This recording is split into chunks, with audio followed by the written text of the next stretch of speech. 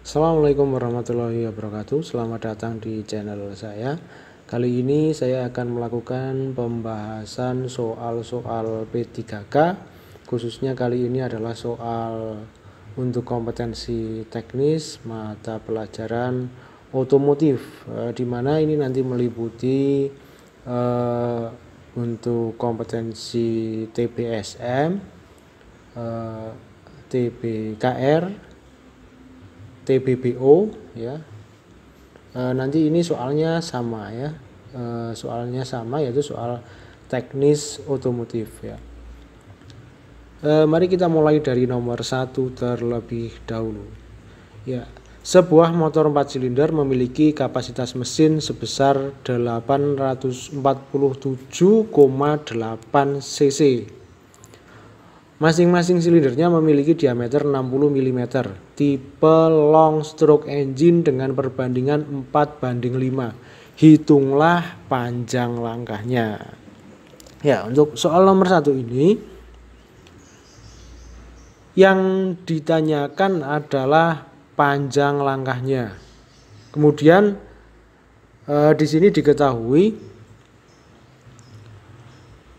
mesin ini memiliki 4 silinder, kemudian kapasitasnya 847,8 cc, kemudian masing-masing silindernya memiliki diameter 60 mm, tipenya long stroke engine dengan perbandingan 4:5. Nah, ini sebetulnya kita tidak perlu menggunakan rumus volume silinder ya teman-teman ya. Nah, ini kita nggak perlu pakai rumus ini karena ini kita lihat saja di sini ya, dari kata kuncinya ini kita sudah dapat di sini. Tipe long stroke engine dengan perbandingan 4:5 dan diameternya adalah 60 mm. Nah, ini menandakan bahwa tipe dari motor ini dia memiliki stroke ya, stroke yang lebih panjang daripada diameter silindernya, di mana di sini kita sudah mendapatkan perbandingannya 4:5 ya, 4:5 ini. Jadi untuk menyelesaikan soal nomor 1 ini caranya cuma seperti ini saja. Untuk mendapatkan panjang langkah tinggal kita masukkan perbandingan 4:5 ini dengan cara seperti ini, 60 mm per 4 dikali 5. Nah, jadi ketemunya adalah 75 mm. Nah, untuk soal nomor 1 ini kita tidak perlu menggunakan rumus ini ya, yang memakan waktu cukup lama. Kita cukup pakai ini saja, dan untuk nomor 1 ini jawabannya adalah D. Baiklah, lanjut ke nomor 2. Berikut ini merupakan pemeriksaan sistem kemudi sepeda motor yang menggunakan suspensi teleskopik. Yang tidak termasuk dalam pemeriksaan sistem kemudi adalah A. Menggerakkan kemudi ke kanan dan ke kiri. B. Pada posisi double standar tabung teleskopik digerakkan maju mundur. C. Memeriksa kualitas minyak suspensi. D. Memeriksa keausan bantalan kemudi. Nah, untuk nomor 2 ini di sini pertanyaannya adalah yang tidak termasuk dalam pemeriksaan sistem kemudi. Jadi yang bukan merupakan pemeriksaan sistem kemudi. Ya. Coba yang A, menggerakkan kemudi ke kanan dan ke kiri. Ini termasuk ya, termasuk salah satu pekerjaan untuk pemeriksaan sistem kemudi. Yang kedua, pada posisi double standar tabung teleskopik digerakkan maju mundur.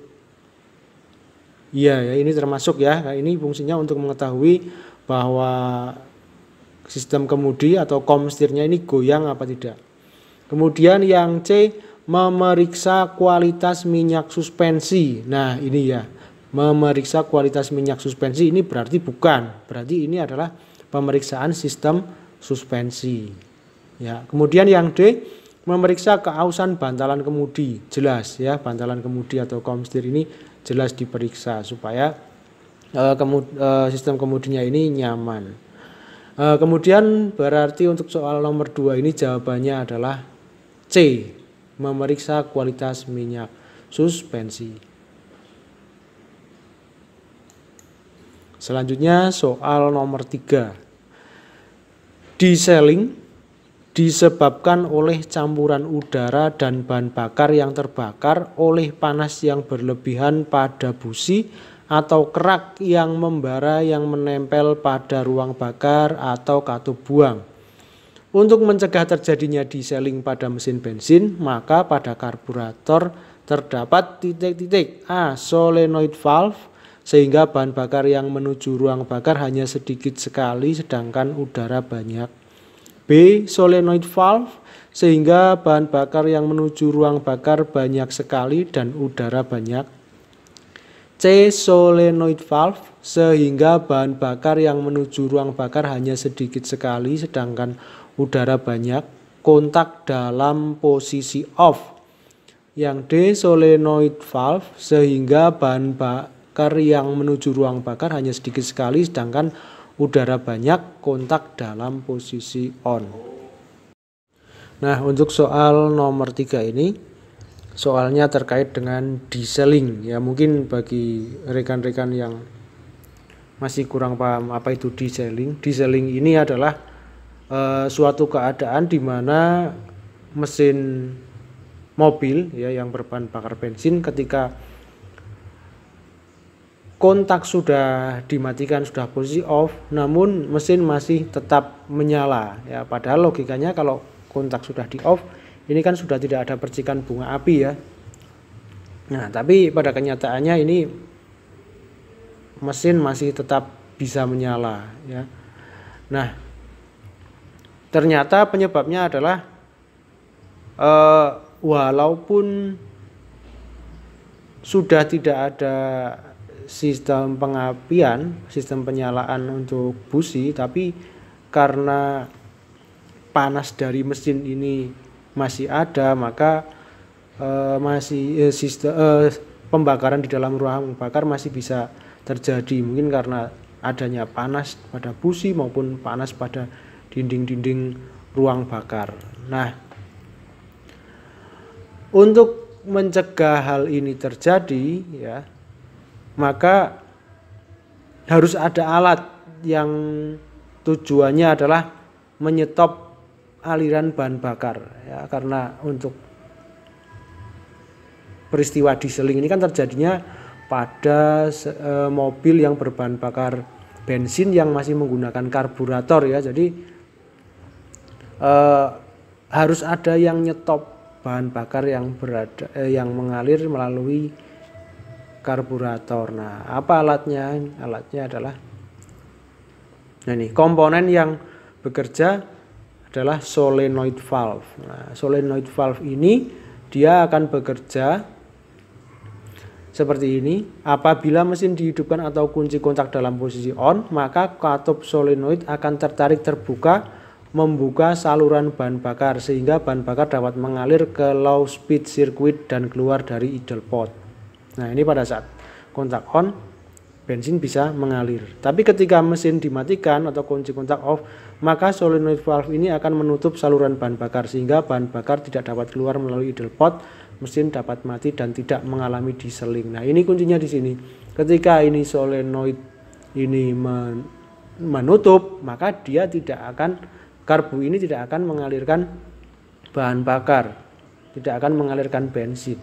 Oleh karena itu, walaupun di dalam ruang bakar itu kondisinya masih panas, dia tidak akan terjadi dieseling karena tidak ada bahan bakar yang mengalir.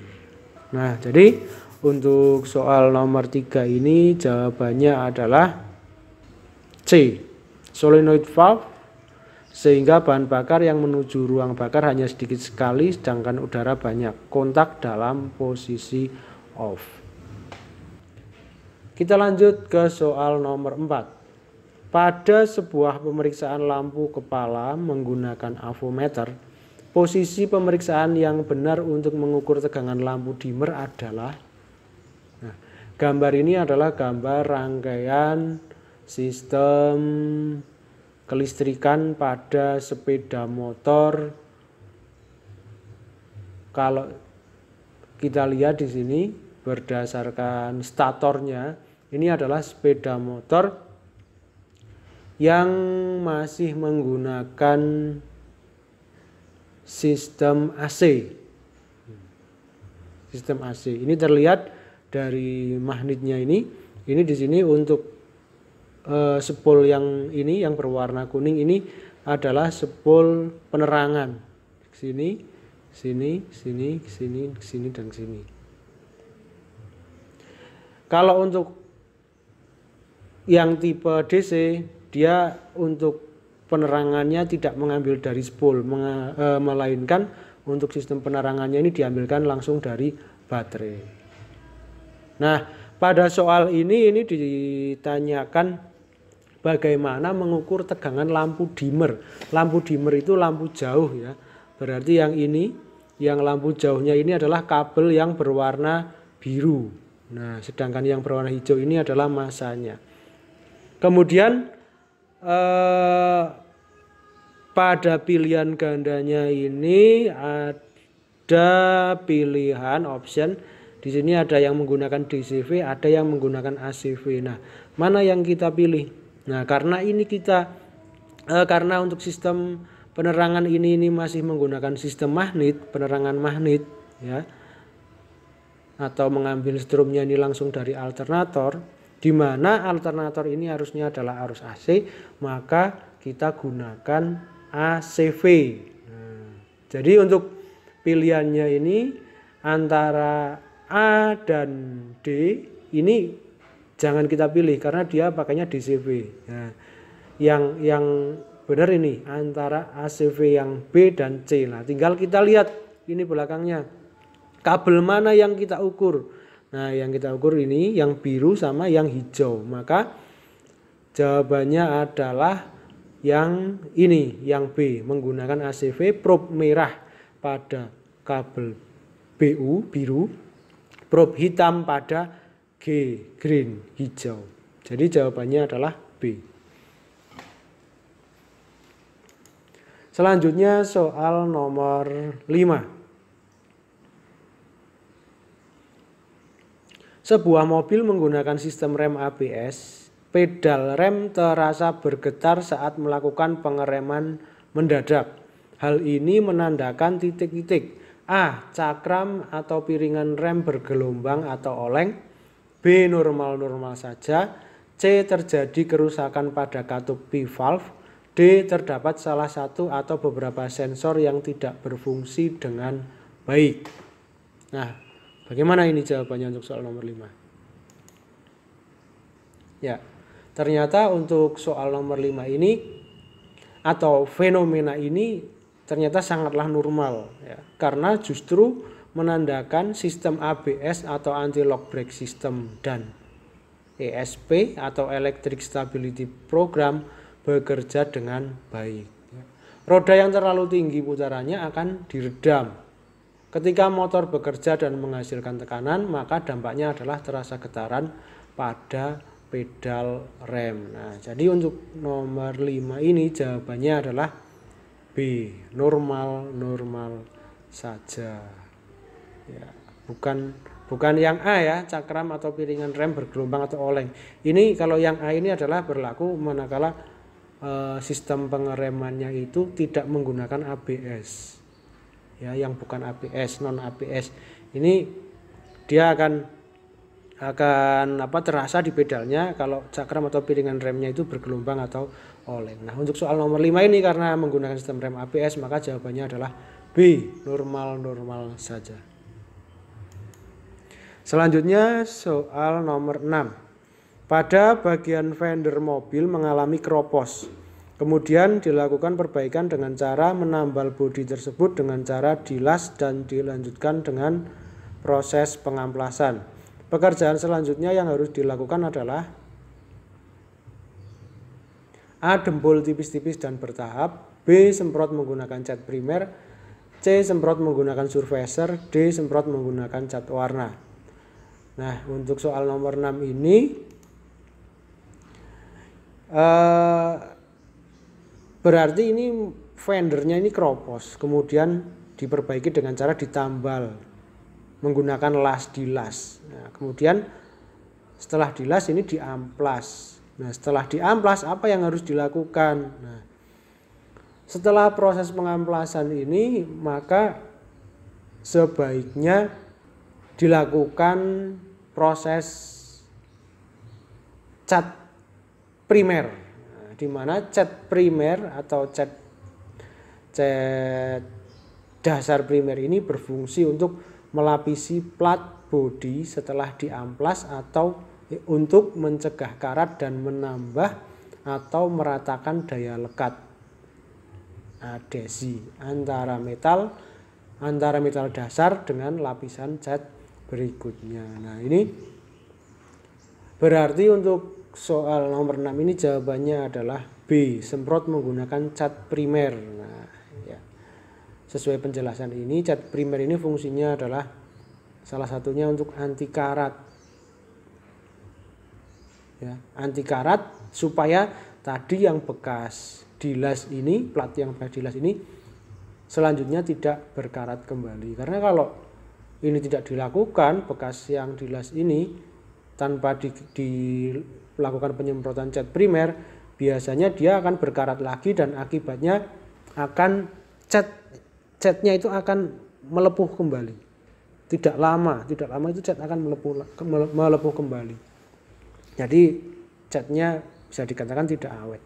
Nah, jadi sebaiknya ini ya dilakukan cat primer terlebih dahulu, kemudian setelah menggunakan cat primer, apabila mungkin ada permukaan yang kurang rata atau mungkin ada yang kempot atau dekok, ini bisa didempul ya, dempul tipis-tipis, kemudian setelah didempul semprot menggunakan surfacer. Setelah semprot menggunakan surfacer, baru kemudian menggunakan cat warna, dan yang terakhir baru disemprot menggunakan clear ya, atau cat yang fungsinya untuk supaya mengkilap. Ya, itu. Ya, demikian teman-teman untuk pembahasan soal P3K teknis otomotif kali ini. Mungkin nanti bisa kita lanjut lagi pada pertemuan selanjutnya, pada video selanjutnya dengan soal-soal teknis otomotif yang lainnya. Terima kasih atas kunjungan teman-teman sekalian. Semoga bermanfaat dan semoga teman-teman juga passing grade pada seleksi tahap kedua. Semoga sukses. Saya Assalamualaikum warahmatullahi wabarakatuh.